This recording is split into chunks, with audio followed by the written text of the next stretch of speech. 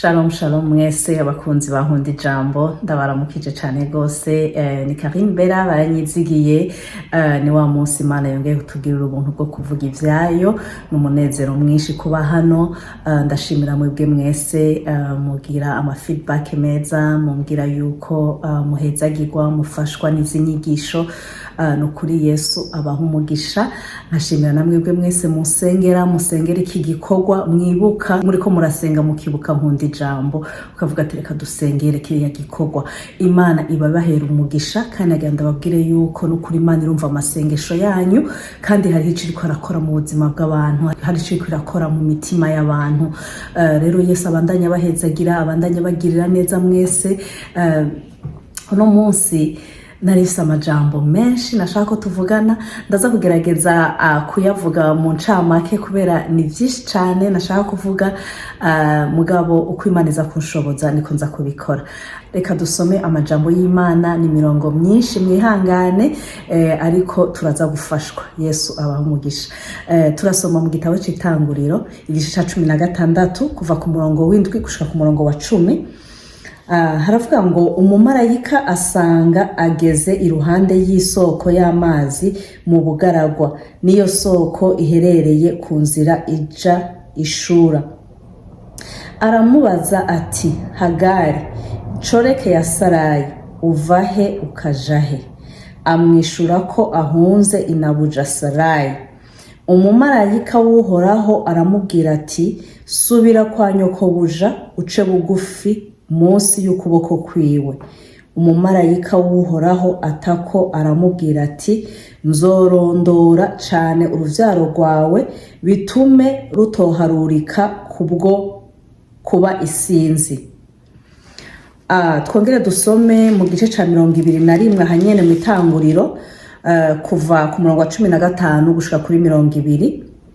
Haravuga ngo amazi yari mu mukuza arahera arambika umwana munsi y'igisaka caho aragenda yicara amutumbereye amwigiye kure ku ntambwe yahoraswa umwami kuko yari yibwiye ati sindabe ipfa ry'umwana wanje.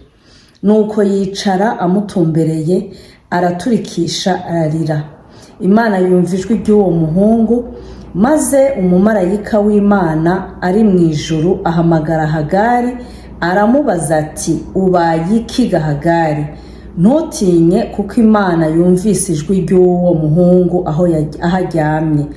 Va hasi uvyure uwo muhungu umubumbatire mu maboko kuko nzomuhindura ihanga rikomeye.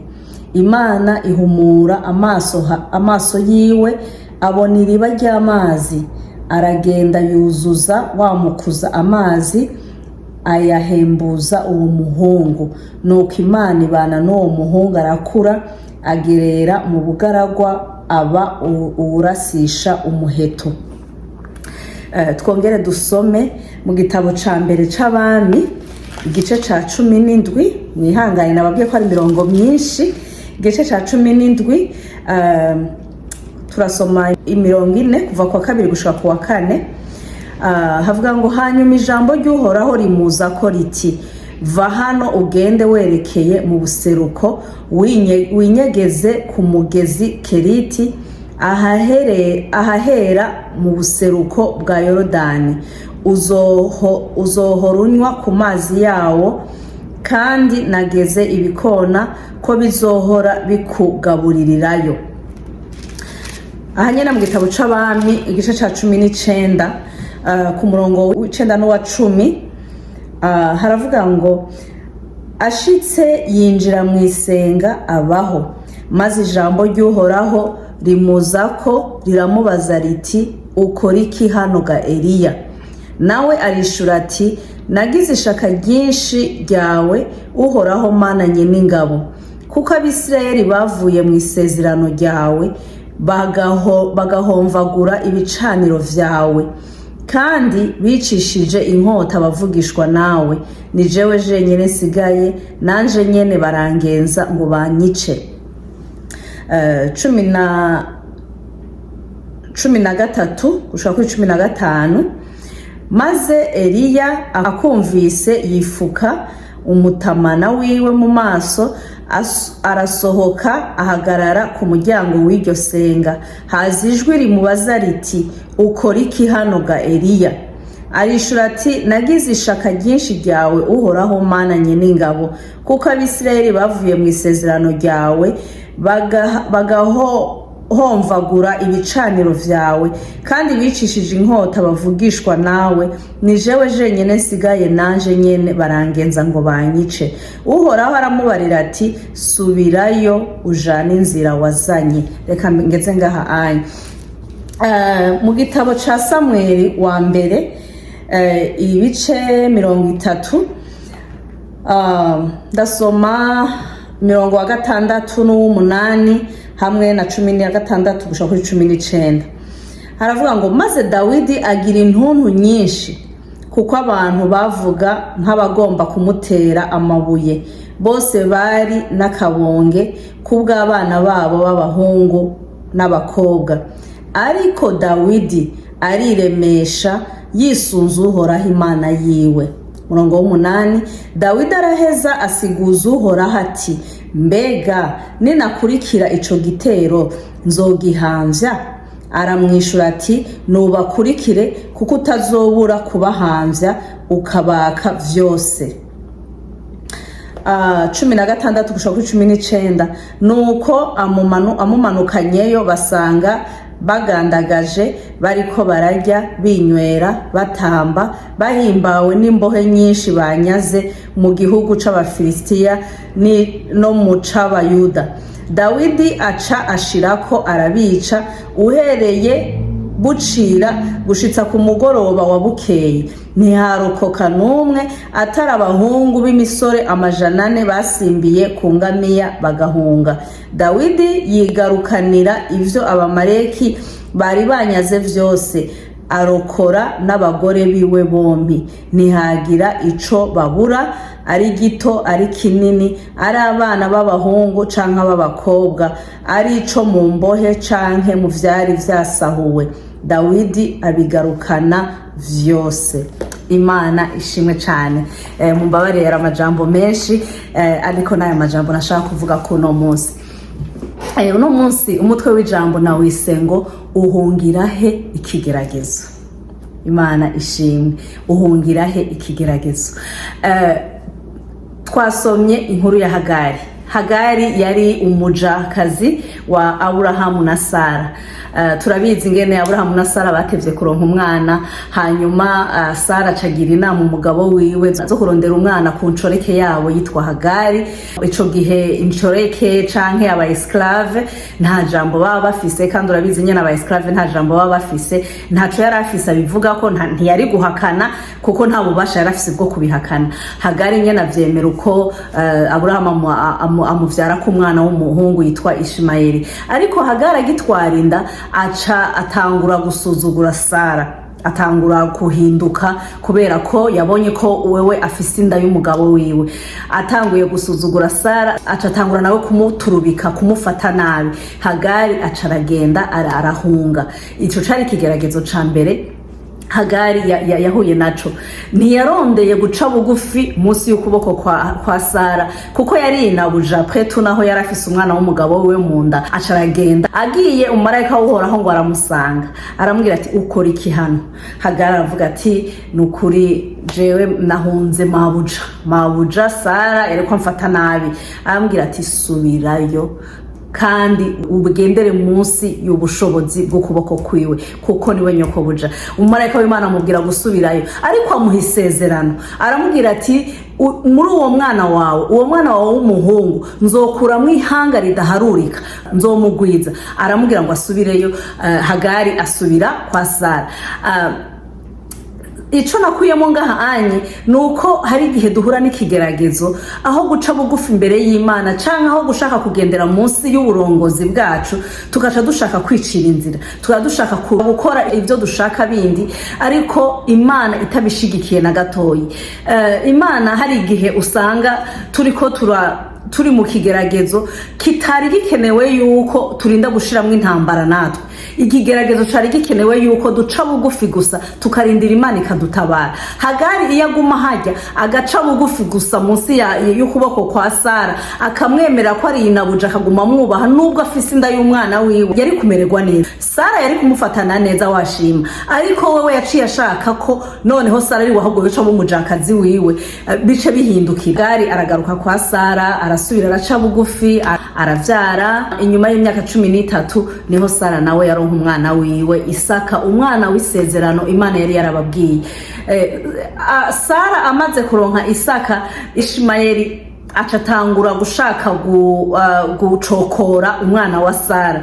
Noneho rero Sara arashavura cyane, ubuho yaranafise n'umwana wiwe yironkeye, baca birukana Hagari n'umwana wiwe. Ageze mu bugaragwa, amazi batwaye arabaherana, abaheranye arabona ko biheze ivyabo, arabona ko bagira bapfe, arabona ko nta nzira bagifise, ntibagira iyo baja, ntibari busubire kwa Aburahamu babirukanye.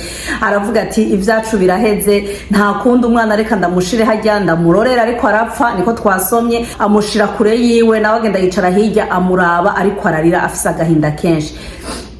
Ivyo aho naho nyene nakwiye mwicigwa kivuga yuko Imana nukuguma mu isezerano ryayo. Imana yari yasezeraniye Hagari, yari yamubwiye ko uwo mwana izomugwiza, ko uwo mwana hariho aho izomugeza, ko izomukura mu ihanga rikomeye. Ariko Hagari ivyo ntiyavyibutse, acabona yuko noneho barapfuye ntibagikize, yibagira isezerano Imana yamusezeraniye. Nkuko natwe bishika kenshi nk'abana b'abantu tukibagira isezerano Imana yadusezeraniye. Imana ikaba yarakubwiye yuko izogukiza, mugo ukavuga ati oya, aha anye kwera Imana ntabwo ikinkijije ntibigikunze. Ugasanga baragutoye nk'ikigwara gikomeye za kanseri, ukaja kuri shimio, muguka ufise isezerano ko Imana izogukiza, ukabona shimio ingene kugize ko amaefe, ingene watanguye kumererwa nabi, ugacutagura kuvuga ati aha anye wapi, Imana ibi ntikibikoze, aha ndabonye ndapfuye biraheze, ivyanje biraheze, ntaco ngisigaje, nta misi ngisigaje yo kubaho. Ugaca utwagwa n'uburemere bw'ikigeragezo, ukaca wumva yuko ntaco Imana yavuze. Ariko Imana yacu iyivuze irashitsa ico yavuze. Ijambo ry'Imana rivuga ngo iteramira isezerano ryayo kugira ngo irishitse. Imana yaragusezeraniye ko izogukiza. Nta nyungu ifise mu kutagukiza Imana. Nimba yarakubwiye ko izogukiza, niba yarakubwiye ko izokugwanirira, nta nyungu ifise yuko kubona ubabaye. Wewe nukuguma gusa mu isezerano ryayo, ukabandanya uyizeye ko ari Imana ishobora vyose. Hagari rero yaribagiye isezerano Imana yari yaramuhaye, yumva yuko bageze gupfa, yumva ko ivyawe biheze. Ariko umumarayika w'Imana yongera kuza kumugenderera, aramubwira ati uri kurizwa niki Hagari, uri gukora iki hano? Nagira ndakubwira yuko ico nakubwiye ni kijya nyene, uyu mwana wawe nzomugwiza, kujya nyene navuze ko nzomugwiza. Reka gucika intege, naragusezeraniye jewe simbesha, ico navuze nzogishitsa. Hagari Imana ngucira muhumura amaso, ngo acabona ngo iriba ry'amazi riri ku ruhande, baraheza baranywa amazi, bongera barabandanya urugendo. Iyindi nkuru twasomye ya kabiri, twasomye Eliya n'uwundi muntu nawe nyene yahuye n'ikigeragezo, amaze kubona intsinzi y'Imana, amaze kubona ukuboko kw'Imana. Abisirayeli bari bavuye ku Mana, batanguye gusenga ibigirwamana. Eliya arababara, abazwa cyane n'ukuntu bavuye ku Mana, abazwa cyane n'ingene bariko barasubira inyuma, abazwa cyane ingene basigaye basenga ibigirwamana, ingene baturiye ibicaniro vy'Imana babikuyeho. Eliya arababara cyane, aravuga ngo nta mvura muzongera kubona gushika ngo subiye kubivuga. Ico gihe bamara imyaka 3 n'igice atamvura baronse. Ni kuvuga ahantu hatagwa imvura haca hatera inzara, kubera ntavyo baronka bimbura, ntibarima, ntibimbura, ntibajya, baca bicwa n'inzara. Amapfa ngo ari aratera mu gihugu, baramererwa nabi cyane. Ahabu arababara cyane, ngo acarondera kumwica, arondera kumugirira nabi. Imana ngo iramuhungisha. Twabisomye, Imana niyo yamuhungishije. Eliya yahunze kabiri. Ubwa mbere ni Imana yamubwiye ati genda, yaramurungitse. Ndakunda Imana. Nariko ndiyumvira, ariko ndagerageza gufatanya ibi bintu ko ari bibiri. Ndavuga ubwa mbere yarungitswe n'Imana, ubwa kabiri naho yarijanye. Imana iramubwira ngo genda, ngo genda ngo kwiriba gikeriti biko nabizobera kugemurira inyama amazi ngo arahari ngo niho ngo uzoguma ngo gushika ndakubwiye kuhava. Aca genda aho hantu, iyo nzara yose wewe ntiyigeze imugerako, ayo mapfa ntiyigeze amugerako. Imana iramutungira aho hantu, iramuhereza ivyarya, iramuhereza amazi yo kunwa. Hanyuma mu nyuma igihe kiragera, Imana iramubwira ngo aveyo. Aravayo, aragaruka, arasenga, imvura yongera kugwa. Yicana babandi bose bigira abavugishwa b'ibinyoma, abandi bakamenyi, arabica. Amaze kubica, Yezebeli umugore wa Ahabu arababara cyane kubera Yezebeli basenga ibigirwamana iwabo. Arababara cyane, amaze kubabara cyane aca arondera ingene ngo yica Eliya. Wumve wa muntu Imana ihejeje gukoresha ibikomeye, wa muntu ahejeje gusenga Imana ikarekura umuriro. Niko vyagenze, arasenga Imana irekura umuriro uvuye mu ijuru. Wa muntu ahejeje gukoreshwa ibitangaza acagira ubwoba ni bubi bene data, agira ubwoba. Eliya agira ubwoba, aca arahunga kubera iterabwoba rya Yezebeli. Aca arahunga, aragenda. Twasomye ngo Imana yamusanze ahantu yahungiye, iramubwira ngo Eliya ukora iki ngaha? Uri gukora iki hano? Uri gukora iki hano ko je nabanye nawe? Ko ari je narekuye umuriro kugira nerekana ubushobozi bwanje bukorera muri wewe? Ko ari jewe nagutunze imyaka 3 n'igice, abandi bariko barapfa n'inzara, abandi bariko baricwa n'inyota, abandi badashobora kurima ngo bimbure. Eliya uri gukora iki hano? Imana iramubwira ngo uri gukora iki hano? Eliya ashaka gusigura, avuga yuko yabikoreshejwe n'ishaka ry'Imana, yabikoreshejwe no gukunda igikorwa c'Imana, yabikoreshejwe n'umurimo w'Imana. Hari igihe tuja mu mafuti tukitwaza ngo ni murimo w'Imana turiko turakora. Hari igihe dufata inzira zacu tukavuga ngo ni Imana iri kumwe natwe, ngo turiko dukorera Imana. Eliya aravuga ngo nagize ishaka ry'ivyawe Mana, ngo nagize ishaka ry'ivyawe, kandi nivyo nanje no vyumva avuze gutyo onye yari yagize ishaka pe. Aravuga ngo nagize ishaka ry'ivyawe, ngo ariko ngo bariko barampiga ngo banyice. Imana bimubajije kabiri.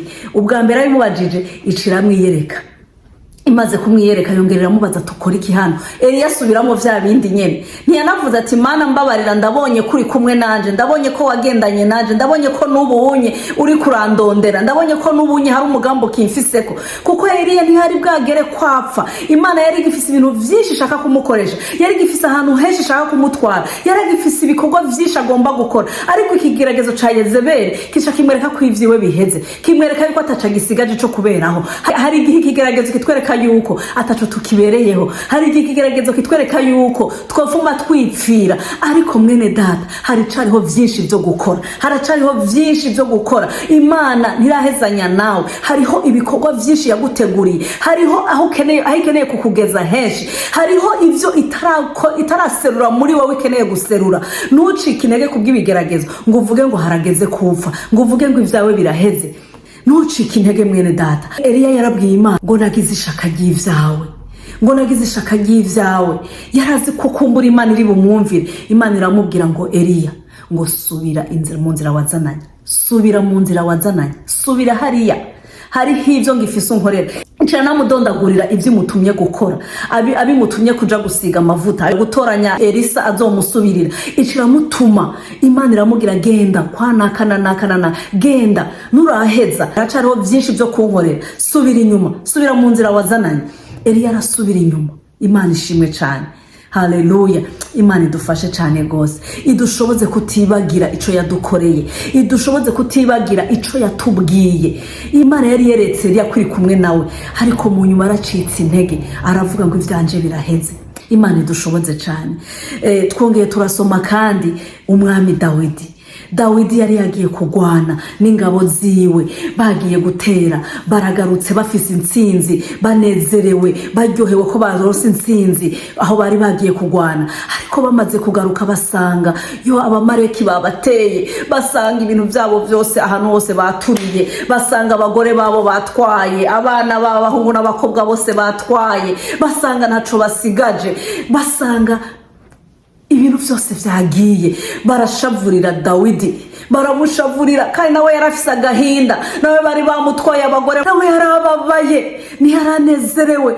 Baramubwira ngo Dawidi turakwica, bamugirira ishavu kubera ko niwe yarabarongoye, niwe yari umwami wabo. Ndakunda ujya murongo muri Bibiliya ngo ariko Dawidi ariremesha, haleluya, ngo ariremesha ngo yisunze ngo uhoraho Imana yiwe, haleluya. Dawidi ntiyacitse intege, Dawidi ntiyabonye ko ivyiwe vyaheze, yari afise agahinda, bari bamusugereje ariko ntiyabonye ko ivyiwe vyaheze, ngo yishimikije uhoraho, ngo yishimikije uhoraho, avuga ngo Imana yanje izontabara. Aca aragenda, wewe yaciye aja gusenga, yaciye aja gufukama. Ndakunda Dawidi, kubera Dawidi imisi yose nubwo yagwa mu caha, nubwo yagwa mu kigerageza, nubwo ikintu cose bahura naco, Dawidi yiruka aja ku Mana. Dawidi ntiyigera aja kwigwanirira, ntiyigera aja kwicira inzira. Dawidi imisi yose yaje imbere y'Imana. Niki gihe ngo yisunze uhoraho Imana yiwe, Dawidi ngo agenda kubaza uhoraho ngo ndabakurikire ngo nzobahanza, haleluya, ngo ndabakurikire nzobahanza.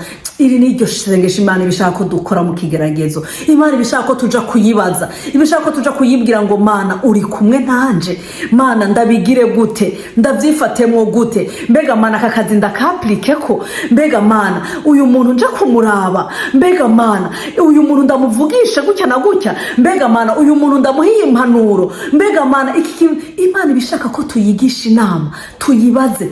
Dawidi aragenda abaza Imana ngo ndabakurikire ngo nzobahanza.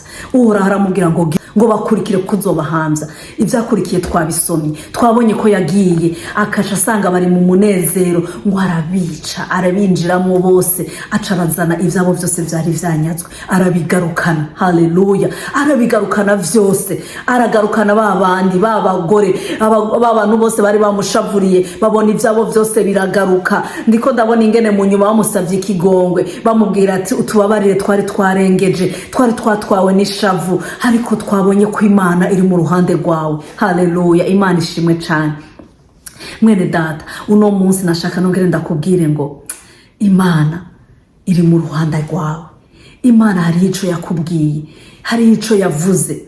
Mbega nubwo itoba yaraciye mu muvugishwa, nubwo itoba yaraciye mu muhanuzi ngo aguhanurire, nubwo itoba yarabikubwiye mu ndoto, nubwo itoba yarabikubwiye uri kuragenda ngo wumve ijwi ryayo rikubwira, ijambo ryayo ryuzuyemo amasezerano menshi. Irakubwira ngo niwaca mu muriro ntuzosha, ngo niwaca mu mazi ntazokurengera, ngo kuko ndi kumwe nawe. Irakubwira ngo ifeza n'izahabu ni ivyanje, bisigura ngo ntaco woyisaba ngo ikwime. Irakubwira ko izobana nawe muri vyose. Hari haho ivuga ngo nimuzi wanje abarusha n'abaremerewe ndabaruhura, haleluya. Reka kuremerwa n'umutwaro, reka kuremerwa n'ikigeragezo, reka kuremerwa no kurondera kwicira inzira. Ongera uje imbere y'Imana, ongera ugende uyibwire ngo Mana ndagusavye ubane nanje, ndagusavye uneshereze, ndagusavye ungwanirire. Twabonye ingene Imana yagwaniriye Eliya, twabonye ingene Imana yagwaniriye Dawidi, twabonye ingene Imana yagwaniriye Hagari.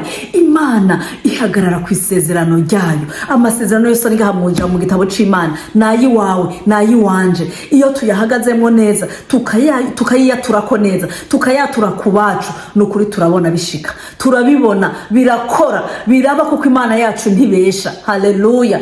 Imana yacu ntibesha. Mwene data, ongera usubire wizere Imana, ongera usubire wizere ko ico Imana yavuze izogishitsa. Ongera usubire usenge, ongera usubire uce bugufi imbere y'Imana, wongera uyibwire, wongera uyitakambi, wongera uyihamagare, wongera uyiririre. Yo ntiyanka kurira, ongera urire, ongera uboroge imbere yayo. Imana izogutabara, Imana izogukiza, Imana izokugirira neza. Nakubwiye ngo nta nyungu nimwe ifise mu mubabaro wawe, ahubwo ikeneye kumererwa neza, ikeneye kumererwa neza kugira ngo uvuge imirimo yayo, ikeneye yuko ubona ukuboko kwayo kugira ngo uyishingire intahe, kugira ngo uvuge ibikomeye yakoze mu buzima bwawe, abandi nabo bizere. Nico gituma atanyunga ifise mu mubabaro wawe, nico gituma atanyunga ifise mu kigeragezo cawe. Irakeneye kubana nawe, ikeneye gusa kuyisunga, ikeneye kuyishimikiza nkuko Dawidi yabigenjeje, ikeneye gusa ko wibuka ko ari yo Mana yawe, ukayihamagara. Nturondere guhungira ikigeragezo mu nzira ziwawe,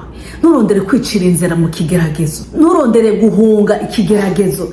Reka tureke guhunga ibigeragezo. Hagari yarahunze ikigeragezo, twabonye ingene Eliya yahunze ikigeragezo. ariko Dawidi yatubereye akarorero keza.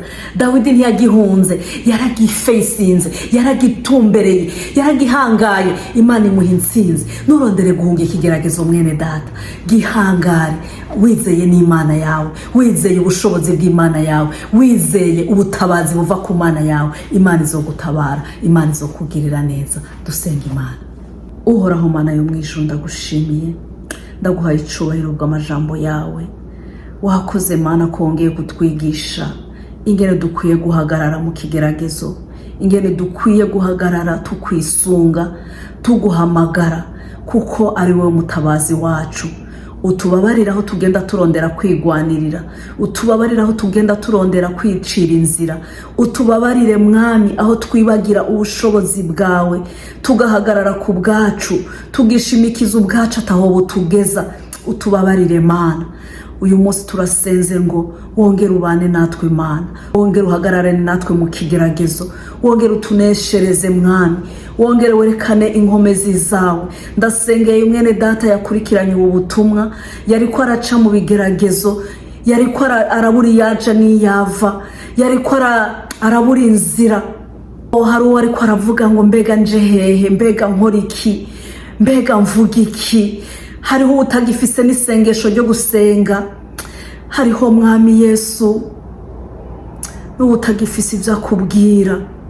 Ariko Mana yo mwijuru, ndabazanye imbere yawe bose, wongere ubagirire ubuntu Mwami Yesu, wongere ubiyereke, wongere ubihishurire, wongere ubahishurire inkomezi zawe, kandi inkomezi ziri mu ijambo ryawe.